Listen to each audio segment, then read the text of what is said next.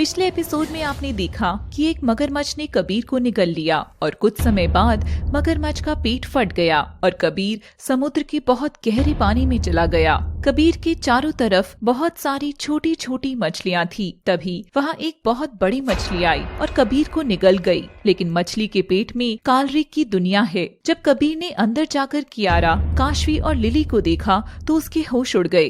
Kiara, Kashvi, lily, तुम तीनों यहाँ हो? मैंने कहा था ना कि कबीर ढूंढते हुए जरूर आएगा, और देखो वो आ गया। तुम सब यहाँ हो, लेकिन माँ पापा कहाँ है? पता नहीं कबीर, अभी तुम जल्दी से कहीं छुप जाओ, अगर कालरिक ने तुम्हें देख लिया। मैं कालरिक को देखने ही आया हूँ। पागल मत बनो कबीर, तुम यहाँ से चले जाओ। हाँ कबीर, माँ पापा और आश्रम के बच्चों को तुम्हारी बहुत जरूरत है, तुम यहाँ से चले जाओ। कबीर ज्यादा मत सोचो, तुम यहाँ से चले जाओ। मैं तुम सभी को बचाने आया हूँ, मैं यहाँ से नहीं जाऊँगा। नहीं कबीर, तुम चले जाओ। तुम सब पागल हो गए हो क्या? मेरे जीवन का उद्देश्य कालरिक और बजरंग का अंत करना है। मैं इन दोनों की दुनिया मिटाकर रहूंगा। कबीर, तुम कियारा और काशवी को बाहर छोड़ाओ, फिर हम दोनों कालरिक का सामना करेंगे, क्योंकि ये लड़ाई हमारी है और इसमें कियारा काशवी का कोई दोष नहीं है। फिर इनकी जान को क्यों खतरा करना है? लिली, हम इंसान इतने बुरे नहीं हैं। कुछ लोगों के बुरे हो जाने से सभी बुरे नहीं हो जाते। अगर तुम पर अन्याय हुआ है तो हम उसका बदला लेकर रहेंगे। इसमें तुम्हारी जान भी जा सकती है। हम इंसानियत और दोस्ती के लिए तुम्हारे साथ आना चाहते हैं। यहाँ से बाहर जाना बहुत मुश्किल है। क्यों? कियारा, अभी हम समुद्र के अंदर हैं। क्या? हाँ, मैं सच बोल रहा हूँ। तभी उन्हें किसी के आने की आहट हुई। कबीर, तुम जल्दी से छुप जाओ, शायद कोई आ रहा है। हाँ, मैं मक्खी बन जाता हूँ। मक्खी? मुझे शक्तियाँ मिली हैं, जिसकी वजह से मैं मक्खी बन सकता हूँ। कबीर जल्दी से मक्खी बन गया और एक जगह चुपचाप जाकर बैठ गया। तभी वहाँ कालरिक और वज्रांग आए।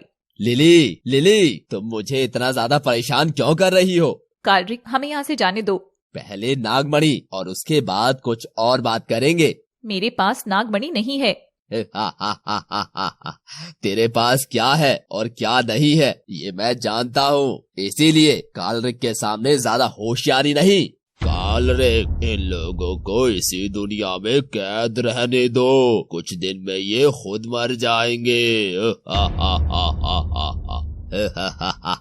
ये दुनिया समुद्र के अंदर है और तुम यहाँ से कभी नहीं निकल सकते। हम दोनों यहाँ से जा रहे हैं। अगर तुमको बाहर जाना है तो तुम्हारे पास एक रास्ता है। कालरिक जी, कौन सा रास्ता है, प्लीज बताइए ना। हाँ कालरिक जी, हम बाहर कैसे जा सकते हैं, प्लीज बताइए ना। नागमणि ही एकमात्र रास्ता है। तुम लिली से नागमणि दिला दो, मैं तुम सभी को बाहर निकाल दूंगा और हमेशा हमेशा के लिए आजाद कर दूंगा। लिली, तुम कालरिक को नागमणि दे दो। हाँ लिली, नागमणि से ज्यादा जरूरी जीवित रहना है, इसलिए नागमणि कालरिक को दे दो। ओह अच्छा, मैं अब तुम्हारी चाल समझी। तुम दोनों कालरिक के साथ हो और मेरे साथ खेल खेल रही हो, लेकिन याद रहे कि मैं तुमसे अच्छी खिलाड़ी हूँ। मैं तुम्हें नागमणि नहीं दूंगी। लिली, अब जिद मत करो, हम समुद्र के नीचे हैं, यहाँ से निकलना आसान नहीं होगा। मैं नागमणि नहीं दूंगी, मुझे मौत स्वीकार है, लेकिन मेरी वजह से पूरे संसार का विनाश हो, मैं ये नहीं देख पाऊंगी। एक मौत की सौदा करके हाथों पर मर जाऊंगी, लेकिन समस्त विश्व का सौदा नहीं करूंगी। लिली, तुम कुछ ज्यादा समझदार निकली। अपना भूत और भविष्य दोनों जानती हो, लेकिन अब अगर मुझे नागमणि नहीं मिली तो मैं तुमको यहाँ छोड़कर चला जाऊंगा। उसके बाद का भविष्य भी तुम अपना देख लेना और सोच लेना। तुम यहाँ से अभी जाओ या 1 घंटे बाद, लेकिन मेरा फैसला यही रहेगा, मैं तुम्हें नागमणि नहीं दूंगी। ठीक है, अब तुम इस काल कोठरी में ही सड़ना, हम जा रहे हैं। वज्रांग और कालरिक वहाँ से गायब हो गए। कियारा, काशवी, तुमने तो कालरिक की चापलूसी की, फिर भी वो तुम्हें नहीं ले गया। लिली, तुम हमें गलत समझ रही हो। हाँ मैं समझ गई। तभी कबीर अपने असली रूप में आ गया। कालरिक और वज्रांग यहाँ से जा चुके हैं, लेकिन वो वापस आ सकते हैं या हमारे आसपास हो सकते हैं। कबीर, अब यहाँ से निकलने की कोशिश करते हैं। कबीर ने तीनों को शीशे से बाहर निकाला और उस मायावी दुनिया में रास्ता खोजने की कोशिश की। तभी कबीर को मछली का मुंह याद आया, जहाँ से वो अंदर आया था। हमें मछली का मुंह ढूंढना होगा, जहाँ से हम वापस जा सकते हैं। कबीर, कियारा, काशवी और लिली सभी एक साथ मिलकर बाहर जाने का रास्ता ढूंढने लगे। तभी कबीर की नजर मछली के मुंह पर गई। मिल गया रास्ता, हमें वहाँ से बाहर जाना है। जल्दी से सभी बाहर निकलने के लिए गए, लेकिन मछली ने अपना मुंह बंद कर लिया। मछली ने अपना मुंह बंद कर लिया, अब यहाँ से बाहर कैसे निकलेंगे? मछली का मुंह खोलने की कोशिश करते हैं। हाँ, ये तरीका भी सही है। चारों ने मछली का मुंह खोलने की कोशिश की, लेकिन मछली का मुंह नहीं खुल पाया। तभी कबीर ने सबसे पहले मछली को मारने की कोशिश की। कबीर ने मछली का पेट फाड़ दिया और चारों बाहर निकल गए। मछली के बाहर समुद्र था। समुद्र में चारों तैरने लगे। अब पानी से बाहर निकलने की कोशिश करो, अब बहुत गहराई में है। यहाँ बहुत सारे मगरमच्छ और बाकी जलीय जीव हैं। काशवी और कियारा भी ऊपर जाने की कोशिश कर रही थी, लेकिन तभी पीछे से एक मगरमच्छ ने लिली का पैर पकड़ लिया। बचाओ मगरमच्छ। कबीर ने लिली का हाथ पकड़ लिया और ऊपर की तरफ खींचा, लेकिन मगरमच्छ के मुंह से लिली का पैर नहीं निकला। इसलिए लिली नागिन बन गई और तुरंत मगरमच्छ की पकड़ से छूट गई। नागिन कबीर के गले से लिपट गई। अब कियारा और काशवी कबीर के साथ तैरने लगे। उन्हें समुद्र में कई परेशानियों का सामना करना पड़ा, लेकिन बाहर निकलने में सफल हो गए। कबीर, कियारा और काशवी समुद्र के किनारे आकर बैठ गए। नागिन भी लिली के रूप में आ गई। जैसे तैसे कालरिक की दुनिया से बाहर तो निकल आए, लेकिन अब माँ पापा को ढूंढना बाकी है। माँ पापा का पता कैसे लगाएंगे? मुझे लगता है कि पहले हमें किसी सुरक्षित स्थान पर जाना चाहिए। अब तुम और काशवी यहाँ से चली जाओ। अभी बहुत तेज नींद आई है, अभी मैं सोना चाहती हूँ। मुझे भी नींद आ रही है। ठीक है, तुम दोनों सो जाओ। पानी में तैरने के बाद हम बहुत ज्यादा थक गए हैं। मैं भी कुछ देर आराम कर लेता हूँ। कियारा और काशवी सो गए। कबीर भी सो गया। मुझे आज अपना काम पूरा कर लेना चाहिए। आज मेरे पास अच्छा मौका है। कबीर सोया हुआ है। कबीर को बचाने वाली भी सो रही हैं और अब ये लोग मुझ पर विश्वास भी करते हैं। अब मैं बहुत आसानी से कबीर को मार सकती हूँ।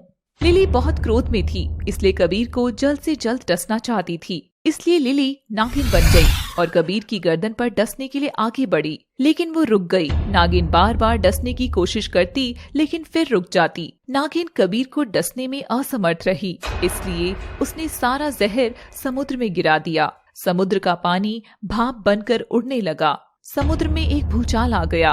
नागिन लिली के रूप में आ गई। समुद्र में हलचल की आवाज से कबीर, कियारा और काशवी भी जग गए। क्या हुआ लिली, तुम समुद्र के किनारे पर क्यों खड़ी हो? थोड़ा दूर हो जाओ। मैं वर्षों से किनारे पर खड़ी हूँ। ये समुद्र में इतनी हलचल क्यों है? यहाँ कोई तूफान आया था क्या? कुछ तूफान दिखाई नहीं देते, वो हमेशा मन के अंदर रहते हैं। समुद्र भी अपने अंदर तूफान दबा कर रखता है। जब उससे नहीं रहा जाता तब वो बाहर शोर कर देता है। यहाँ सबका यही हाल है। क्या हुआ, तुम ठीक हो? हाँ, तुम सो जाओ, मैं बिल्कुल ठीक हूँ। तीनों नींद में थे, इसलिए वापस सो गए।